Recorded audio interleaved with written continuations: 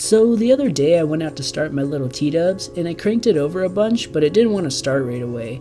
It doesn't like starting very quickly if I let it sit for more than a week for some reason. Which is kind of weird because if I'm not going to ride it for a while, I'll stick it on the battery tender. Also, if you have the stock lead acid battery and your bike won't be getting any riding love very soon, I would recommend getting a battery tender. It basically will keep your battery charged up because if you let a lead acid battery sit for too long, it will lose its charge even if nothing is connected to it. And once it starts losing its charge, it will slowly become damaged and lose its capacity to even hold a charge.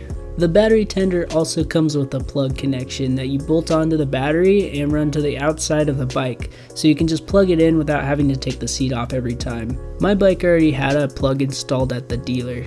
Anyways, I let it sit on charge for a while and then I was able to get it started. Just don't try to start it with a battery tender connected. After a nice little ride to get the battery charged up, I thought I would check the voltage. Looks like it's just under 12 volts. Ideally, you would want it to be 12.5 or higher.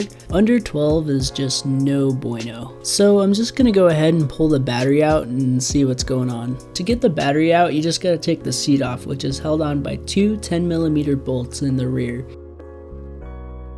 Then it just slides out from the tank, and there's also a little suction cup that holds the front of it close to the tank. I also got some spare fuel hose stored under the seat because you never know. Before you go any further, I would recommend using some safety glasses and a pair of rubber gloves. Sulfuric acid doesn't play very nice. So there's pretty much just a rubber strap holding the battery and wiring in place, and it just unhooks. If you look at the right side near the front of the battery, there's a small hose connection. This is the vent port. There's supposed to be a hose that connects to this and runs to the bottom next to the other drain hoses.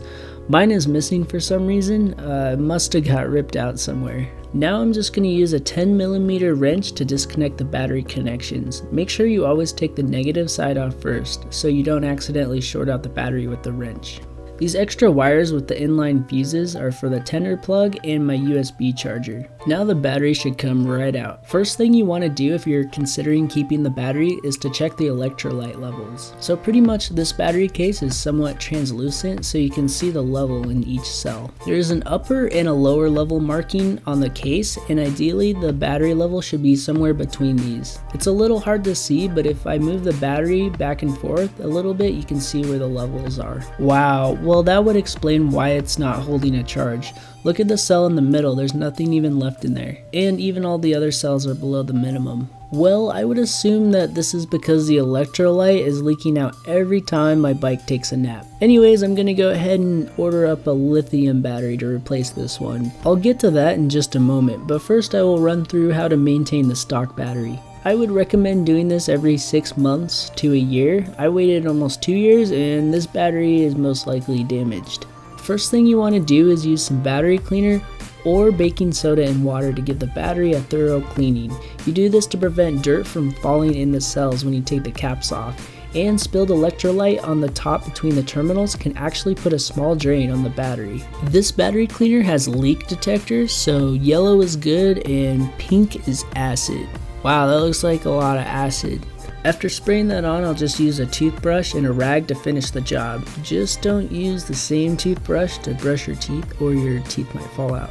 If I was actually keeping the battery, I would probably spend a little more time cleaning it up. Next, I'm just going to use some pliers to pull out all the little red fill plugs. Then I'm going to grab some distilled water and a turkey baster and top off each cell so that the level is between the upper and the lower mark. Also, make sure you use distilled water only because the minerals in regular water can damage the battery over time. You shouldn't need to add acid under normal operating conditions because it's only the water that evaporates. But in this case, a lot of it leaked out, so it would need acid, but it's just way more trouble than it's worth. But when you're done topping it off, throw the little red caps back on, and if you're having trouble seeing the levels, you can use a flashlight behind the case to see better. I'm just gonna recheck the voltage because I'm curious. Wow, look at that, it went up by 4 volts just by filling up the low cells. Before you put it back in the bike, just make sure you don't forget about the vent hose and just make sure it is fully charged. So I purchased a BikeMaster Lithium Battery that will fit the TW. I'll put a link in the description to where I got it, and it cost around $90, which is about twice as much as a lead acid battery, but they are said to last twice as long. They also have no acid that can leak out, and you can even mount them upside down if you really wanted to.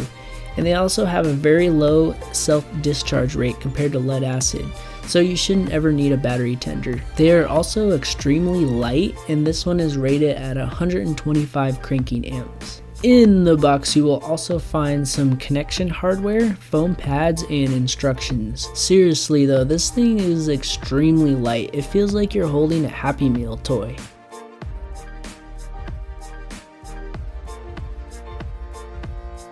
The stock battery weighs about 6 pounds, and this one only weighs about a half a pound. According to the instructions, the battery should be ready to use if it is 13 volts or above.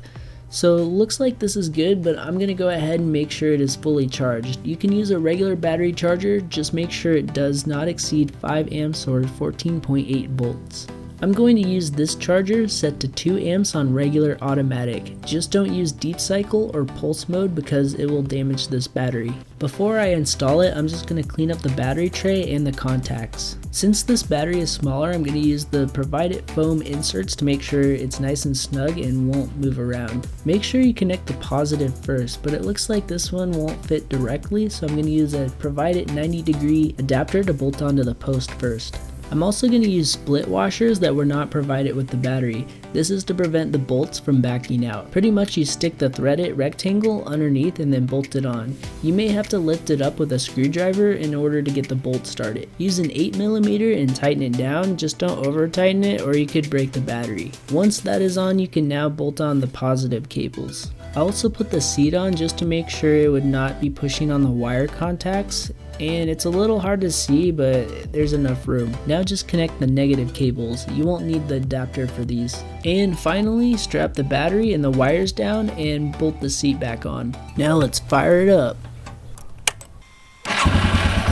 Well, hopefully I get a long life out of this battery, and it does come with a 2-year warranty, so that's pretty good. And of course, if I have any problems with it or it craps out on me, I will be sure to let you guys know. Well, I hope you found this video useful. Let me know if you guys have any questions. Thanks for watching, and I will see you guys in the next video. Peace out.